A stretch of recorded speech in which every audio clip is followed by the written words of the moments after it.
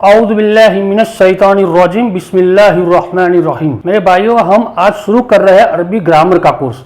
और ये कोर्स शुरू करने का मकसद एक है कि हम अरबी ज़बान में जो कुरान मजीद अल्लाह ताला ने हमें दिया है उसको समझकर उस पर अमल करें ताकि हम हिदायत पर आ जाए। तो इसके लिए हमें एक तो कोई भी ज़बान सीखना हो तो उसके लिए दो तरीके हैं। एक तो ये उसके माहौल में जाकर हम अगर रहे तो वो ज़बान हम सीख सकते हैं, और या फिर दूसरा है कि उसकी जो ग्रामर है उसको सीख कर उसकी प्रैक्टिस करके फिर हम वो ज़बान सीख सकते हैं। तो फिलहाल हम अरबस्तान में रहकर तो सीख नहीं सकते, तो हम अपने घर पर रहकर उसका ग्रामर के जो कवायद है वो सीख कर उस पर हम अरबी ज़बान सीखने की कोशिश करते हैं। और हम अरबी ज़बान सीखेंगे सिर्फ और सिर्फ हमारा मकसद होगा कुरान मजीद, इसके अलावा हमारा कोई मकसद नहीं होगा। तो हमारे लिए ये आसान भी हो जाएगा। क्यों कि कोई भी ज़बान कोई दूसरी ज़बान हो उसको हमारी ज़बान में अगर हमें ट्रांसलेट करना हो तो वो आसान होती है, लेकिन हमारी ज़बान में से वो ज़बान में अगर ट्रांसलेट करना हो तो मुश्किल है। तो हमें अरबी ज़बान में कुरान मजीद अल्लाह ताला ने दी है, तो हमारा काम सिर्फ अरबी ज़बान समझना ही है, तो हमारे लिए आसान हो जाएगा। तो अल्लाह के नाम से शुरू करते हैं और अल्लाह से दुआ करते हैं कि हमारे लिए आसानी करे और तंगी न करे। तो सबसे पहले कोई भी ज़बान सीखना हो तो उसको अल्फ़ाबेट इंग्लिश में कहा जाता है या उर्दू में हुरूफ तहज़ी कहा जाता है। इसी तरह अरबी ज़बान में भी अलिफ बा ता सा आता है और उसको हुरूफुल हिजा कहा जाता है। हुरूफुल हिजा एक हो तो हर्फ और ज़्यादा हो तो हुरूफ कहा जाता है और हुरूफुल हिजा कहा जाता है। तो अरबी ज़बान में हम देखते हैं अलिफ बा ता सा जीम हा खा दाल जाल रा जा सीन शीन सौद ज़ौद ता ज़ा ऐन गैन फा काफ काफ लाम मीम नून वाव हा और या, ये हुरूफुल हिजा है। इसमें हम देखते हैं तो वाव हा इसके बाद हमजा नहीं लिखा हुआ, क्योंकि अरबी ज़बान में अलिफ को ही हमजा कहा जाता है। अरबी ज़बान में अलिफ को ही हमजा कहा जाता है, इसलिए यहाँ हा के बाद हमजा लिखा नहीं है। तो अब हो गए हमजा के साथ हुरूफुल हिजा मुकम्मल। एक तो हुरूफुल हिजा का इस्तेमाल होता है, दूसरा होता है हरकत, यानी कि जबर, फिर है जेर, फिर है पेश, फिर है सुकून। ये जो हरकत है जबर जेर पेश सुकून, इन सबको हरकत कहा जाता है।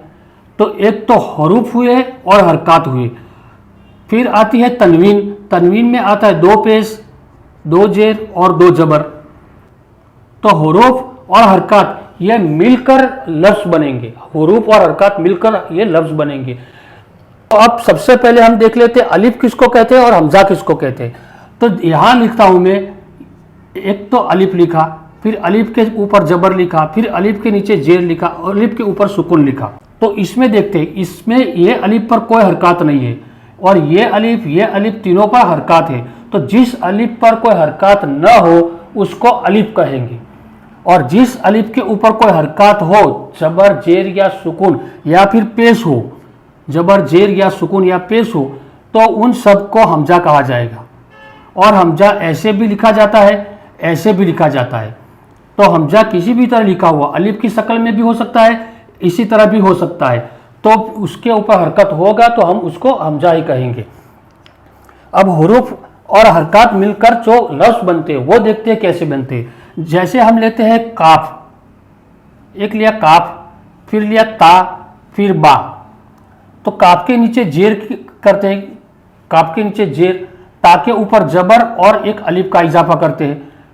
फिर बा, अरबी ज़बान में कोई भी लफ्ज़ होगा इसमें आखिर में जो तनवीन आएगी वो तब्दील होती है, कभी दो पेश कभी दो जेर कभी दो जबर आ जाती है। तो फिलहाल हम दो पेश लिखते हैं, तो ये बन जाएगा किताबुन। तो ऐसे लिखा जाता है किताबुन। इसी तरह हम लेते हैं काफ, फिर लाम, फिर मीम। तो काफ के ऊपर जबर लेते हैं हरकत, लाम के ऊपर जबर, मीम के ऊपर दो पेश, तो कलमुन बन जाएगा।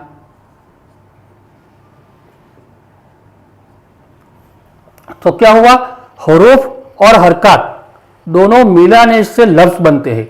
यहाँ भी हुरूफ और हरकत दोनों मिलाने से लफ्ज़ बनते हैं। अब इसमें हमजा की हम पहचान करते हैं। अब यहाँ लिखता हूँ इंसान,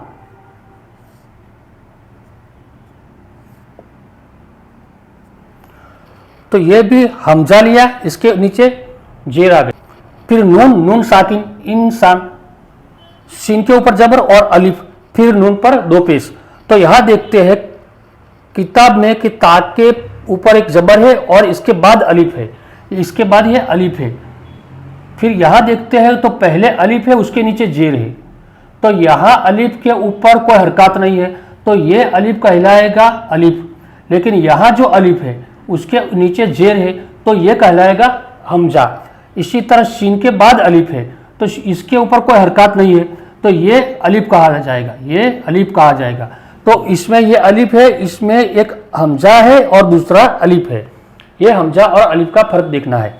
अब इसमें हरकत और हुरूफ मिलाने से तो लफ्ज़ बन गए, लेकिन जब भी हम कोई जबान बोलते हैं तो जो कोई लफ्ज़ बोलते हैं तो इसमें कुछ लफ्ज़ ऐसे आते हैं जिसका कोई मायना आता नहीं है। हम बातों बातों में कह देते हैं, जैसे कि भाई चाय बाय पिया तो चाय के साथ बाय बोलते हैं।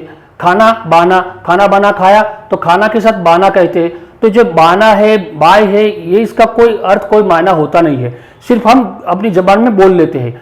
तो उसको तो हम अलग रख देंगे, उसको पढ़ने की हमें ज़रूरत नहीं है। लेकिन जो चाय है, तो चाय एक चीज़ का नाम है, फिर खाना एक काम का नाम है। तो ये जिसका माना होता है उसको कलमा कहा जाता है, यानी कि बामाना अल्फाज को कलमा कहा जाएगा। क्या कहा जाएगा? कलिमा। तो कलिमा किसको कहेंगे? तो बामाना लफ्ज को कलमा कहते हैं। तो कुरान मजीद जब हम पढ़ेंगे उसमें सबके सब जो है, सबके सब कलिमा है। अब कलिमा जब हम पढ़ेंगे तो कलिमा के बारे में हमें मालूम होना चाहिए कि कलिमा की अक़साम कितनी है। कलिमा की 3 अक़साम है, एक इस्म, फ़ेल और हर्फ। तो कलिमा की हम 3 अक़साम पढ़ लेंगे। आज हम सिर्फ देखेंगे कि इस्म किसको कहते हैं, फ़ेल किसको कहते हैं और हर्फ किसको कहते हैं। तो हम पढ़ते हैं कलिमा की अक़साम। कलिमा की 3 अक़साम है, इस्म, फ़ेल और हर्फ। अब अरबी ज़बान में कोई भी कलिमा आएगा तो उसकी 3 ही अक़साम होगी। इसमें से कोई बाहर का कोई भी बाहर की कोई किस्म आएगी नहीं। इस्म क्या, या तो वो होगा, या फिर फ़ेल होगा, या तो हर्फ होगा। इन 3 में से कोई दूसरा आएगा नहीं, इसलिए हमें 3 के बारे में पढ़ना है। तो सबसे पहले शुरू कर देते हैं कि हल्की सी समझ इसके बारे में कि इसमें कहा किसको कहते हैं, फ़ेल किसको कहते हैं और हर्फ किसको कहते हैं। तो सबसे पहले इस्म कहते हैं किसी का नाम हो, कोई भी नाम हो, चाहे वो शहर का नाम हो, कोई आदमी का नाम हो, या कोई जाति नाम हो, जैसे इंसान हो, औरत हो, या गाय हो, पेड़ है, कोई भी चीज़ का नाम हो, या फिर कोई शहर का नाम हो, या जैसे मदीना है, मक्का है, कोई भी शहर का नाम हो, तो वो सबके सब इस्म में आ जाएगा। जैसे जैदुन एक नाम है, लड़के का नाम है या आदमी का नाम है, तो जैदुन ये नाम आ गया। रजुलन ये आदमी को कहा जाता है, तो ये नाम है, यानी कि जिसको पहचानने के लिए हम कुछ अल्फाज इस्तेमाल करते हैं तो जिससे उसकी पहचान होती है उसको ही नाम कहते हैं हम हमारी ज़बान में। तो वही अरबी ज़बान में उसको भी नाम कहा जाता है। फिर मक्का तो एक शहर का नाम है। इसी तरह सालिहुन ये सिफात है, तो सिफात भी अरबी ज़बान में नाम में आएगा। फिर है मिरवहतुन, फिर है बकमाओ यानी गूंगा, तो गूंगा, लूला, लंगड़ा वो सब नाम में आ जाएंगे। फिर काला, वो सबके सब नाम में आ जाएंगे। फिर है काम का नाम यानी कि काम हम करते हैं, जैसे लिखता हूं तो लिखने का काम, तो लिखना। फिर मारना, खाना, पीना, सोना, ये जो ना कोई भी काम के अंदर आता है वो सबके सब नाम में आएंगे। जैसे जरबुन यानी मारना।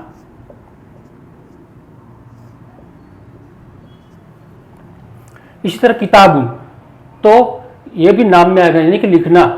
तो काम का नाम है वो नाम में आएगा। अब फ़ेल किसको कहते हैं?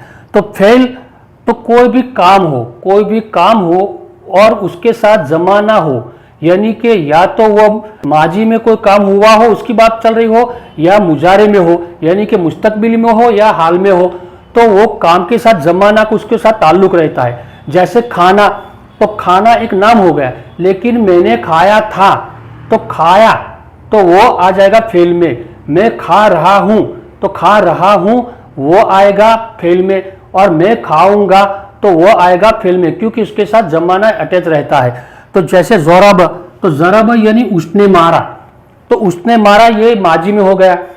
इसी तरह यज़रिबु तो वो मारेगा या वो मारता है, तो इसके साथ जमाना आ जाता है तो वो फेल में आ जाएगा। ज़रब फेल में आएगा, लेकिन ज़रबुन यानी कि मारना वो इसम में आएगा। इसी तरह क़रअ उसने किरायत की, तो वो माजी में आ गया, तो ये भी फेल है।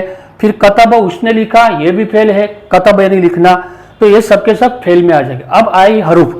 हरूफ जो हरूफुल हिजा हमने पढ़ा था, अलिफ बा ता सा, उसको हरूफ कहा जाता है। एक हो तो हर्फ कहेंगे, लेकिन ये हरूफ है, ये एक से ज़्यादा आते हैं और एक भी आते हैं। तो हरूफ इस्म और फेल के साथ साथ हम उसको पढ़ेंगे। क्यों?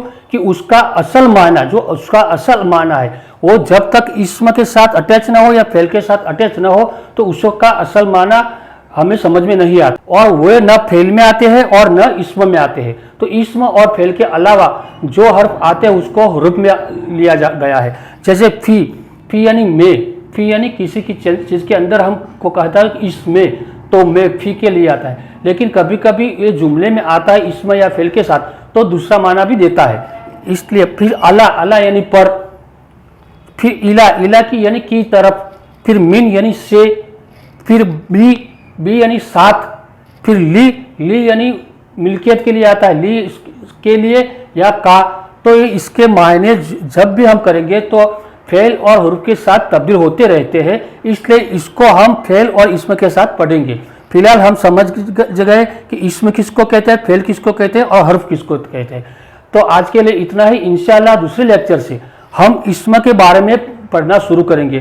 तो आज के लिए इतना ही। सुबहानकल्लाहुम्मा व बिहम्दिका अशहदु अल्ला इलाहा इल्ला अंता अस्तगफिरुका व अतूबु इलैक।